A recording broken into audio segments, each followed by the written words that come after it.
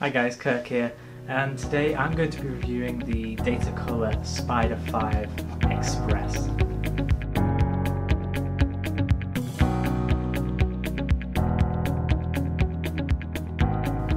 So as a photographer, you'll be sending images out to clients, to magazines, to prints, anything like that, and the worst thing seeing is it looks great on your monitor, but when you see it in print it looks completely different. Now that is because it hasn't been calibrated properly, which is where this comes in. This will calibrate your monitor and get the colours, the contrast, the gamma correct for sending out and matching other monitors really. And it's a very clever way of doing it, and I highly recommend you get your monitors calibrated. I use two monitors and they are two different types of monitors, so the colours can be very different. So using this will help really get them closer to looking very similar. So I'm just going to go through it, what's inside. So it's a lot smaller than the last one I used. The last one I used was a Spyder 3, which was a little bigger. And this is the device here. So it's relatively small and compact. USB powered, so you don't need to power it by any way. And that's pretty much it. So what you want to do is when you first get it, you want to install the Datacolor software, which is included in the box. Once you've done that, you want to plug the device into USB, and then you want to align it on the front of the monitor. Before I do that, I'm just going to open the Datacolor software.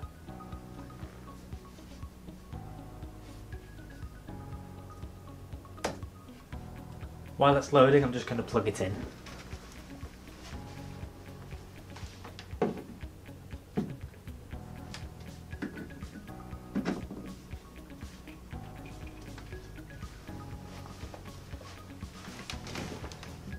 So we've got this welcome screen. Just going to click OK. And just wait for it to load. So you've just got some things to go through before you start the process, by having the monitor on for a bit. Make sure there's no intense light falling directly on the monitor screen. Now I do have a video light set up for this, so this wouldn't be the calibration I'll use for the monitor, but I'm just going to go through it anyway for the tutorial. You want to make sure the display settings are set to the standard settings, so it makes it a lot easier, and make sure this is plugged in. So we're just going to click next. Choose the display, so I can pick the iMac or my second monitor. I'll just leave it as the iMac. Click next. It's a desktop. Next again. And yeah, it already knows that it's an iMac. The next thing I want to do is unclip the device, which just pulls apart like that, and then you can actually pull the back plate around, and you can use that to adjust the counterbalance and the weight when you hang it over the monitor, which I'm just going to do now. You want it nice and flush to the screen, you don't want it dangling. It can take a while to get right, I've found. It's not the easiest thing to set up. There we go, that's on. Just move it a bit that way. So once you've got it on, you want to click next, and then the process will begin. And what the monitor is doing, it's going to be showing different colours, different contrast, and it's going to be reading it off the device itself. So this can take a while, and let it go through its process, and then we'll come back. So that's it now finished. So all you want to do is just go down and click finish. It's always best to move this out of the way a bit so you can see what you're doing. So it's asking you to name it. I'm just going to call it iMac, not like that. iMac Spyder 5. So you can save this as a profile, so I can just click save, and then just below there you can see you can actually set a reminder as well, so the software will boot up and say you need to recalibrate it, because what happens is monitors do change over time, their brightness can be affected, so it's always good to recalibrate to get it back to a good level to work with. Once you're done there, you just want to click next, and on this page here you can see the difference between the calibrated monitor and the uncalibrated monitor. So we're looking here at the calibrated view, and there's what we had earlier. The difference is massive. There's more green tones, it's flatter, colours aren't as vibrant. Definitely in this sort of sandstone building here, the sky here, you can see the difference that it makes. And if you look at the colour checker here, you can really see the difference in colours. So from here, I would then calibrate my second monitor, so I'd go through the process again, so it's exactly the same, and then both of them will be calibrated.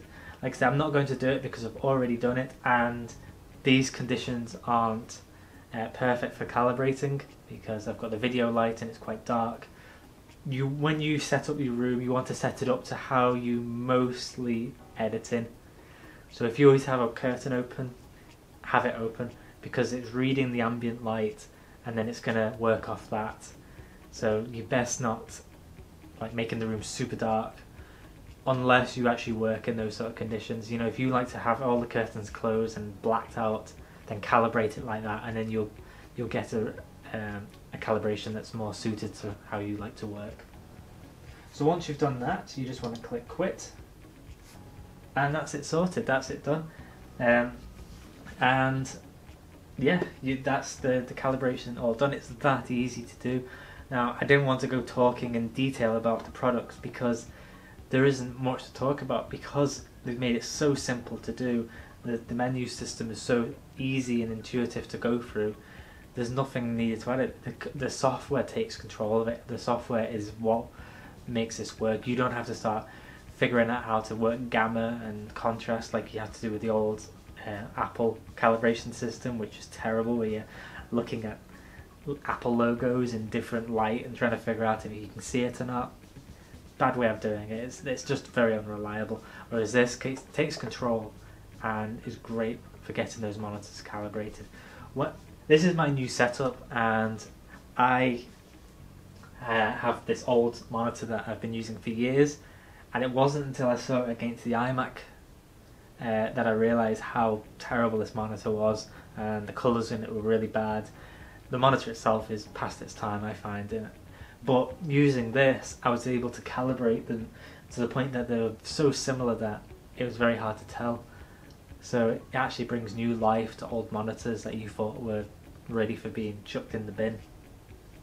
I hope you enjoyed this review. This is absolutely great product. You know, I've heard of other brands that do calibration, but I've always relied on Spyder for my monitors, and I'm really happy with the quality that they come out with. And the fact that with some of these little features, they're really good. This has got a screw thread on it, so if you wanted to calibrate certain monitors that you can't hang over, you could use some sort of tripod mount or something to attach it to, which is quite handy. So yeah, if you want to find out more information about this, make sure to check the links in the description. If you liked watching this and you thought it was helpful, leave a comment or press the like button, and thanks for watching. See you later.